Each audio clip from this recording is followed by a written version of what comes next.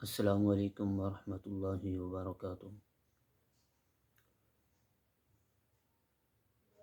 الحمد للہ وحدہ والصلاة والسلام علی من لا نبی بعدہ، اما بعد فاعوذ باللہ من الشیطان الرجیم، بسم اللہ الرحمن الرحیم۔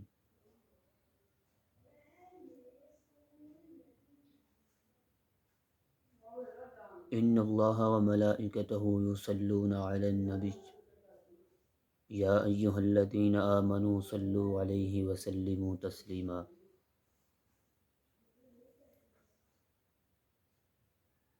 دنیا کے اندر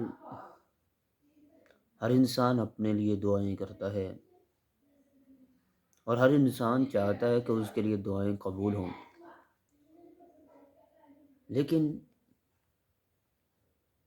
پیغمبر علیہ الصلاۃ والسلام کی صحیح حدیث ہے،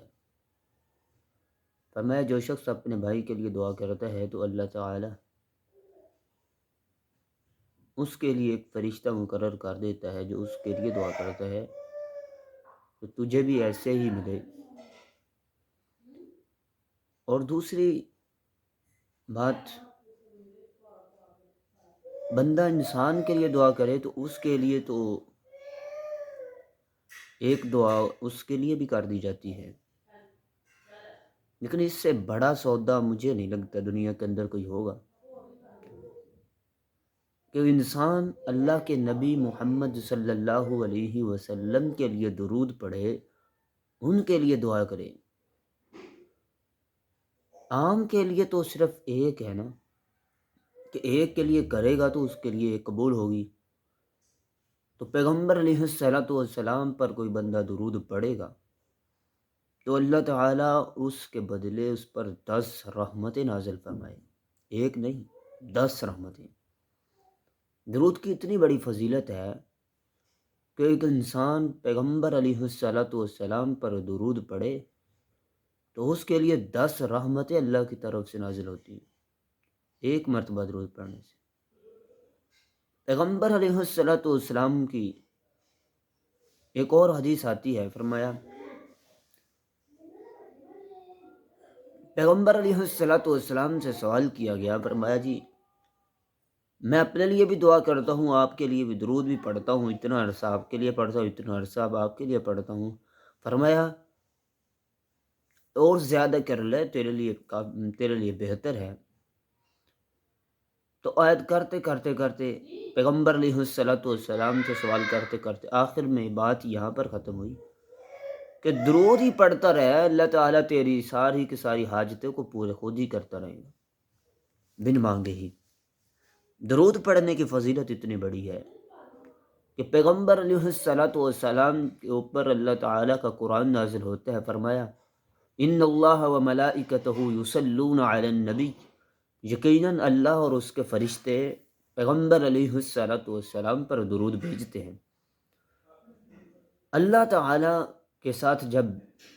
صلاۃ کا لفظ اور پیغمبر علیہ الصلاۃ والسلام کے لیے آتا ہے تو فرمایا اس کا مطلب کہ اللہ تعالیٰ اپنے نبی پر رحمت بھیجتا ہے اور فرشتے نبی علیہ الصلاۃ والسلام کے لیے دعائیں کرتے، اور اللہ تعالیٰ نے ہمیں بھی آرڈر اور حکم کیا ہے کہ یا ایھا الذین آمنوا صلوا علیہ وسلموا تسلیما، اے ایمان والو اللہ تعالیٰ کے نبی محمد صلی اللہ علیہ وسلم پر درود پڑھو، درود بھیجو۔ کیا مطلب ہے کہ اللہ تعالیٰ کا آرڈر ہے، اللہ تعالیٰ کا حکم ہے، اور میں تو سوچتا ہوں کہ انسان کے لیے دعا کرتا ہے تو اس کے اندر انسان کی دعا قبول ہونے کے چانس ہیں، لیکن پیغمبر علیہ الصلاۃ والسلام پر کوئی درود بھیجتا ہے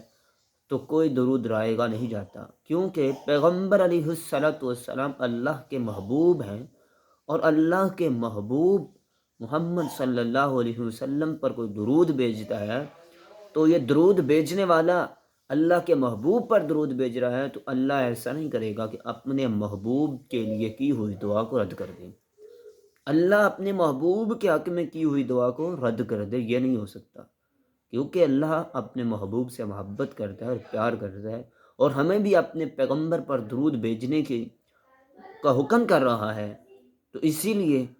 درود پاک کو زیادہ اور کثرت پڑھنا چاہیے۔ اور پیغمبر علیہ الصلوۃ والسلام نے فرمایا اللہ تعالیٰ کے فرشتے زمین پر گھومتے ہیں، اور وہ